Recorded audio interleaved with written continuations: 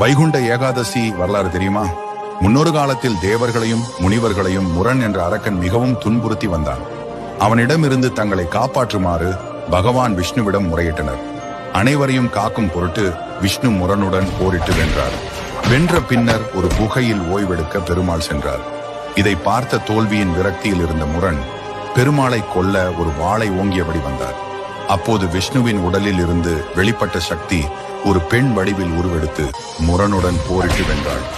முரனை வென்ற அந்த திருமாலின் சக்தியால் உருவான அந்த பெண்ணுக்கு ஏகாதசி என அரங்கன் பெயர் சூட்டினார். அதோடு அன்றைய திதிக்கு ஏகாதசி பெயர் வந்தது. இந்த நாளில் தன்னை வழிபடுவோருக்கு வைகுண்ட பதவி அளிப்பதாக பெருமாள் வரமளித்தார். இதனால் இந்த தினத்தை வைகுண்ட ஏகாதசி என்ற பெயரில் மிக சிறப்பாக கொண்டாடப்படுகின்றது.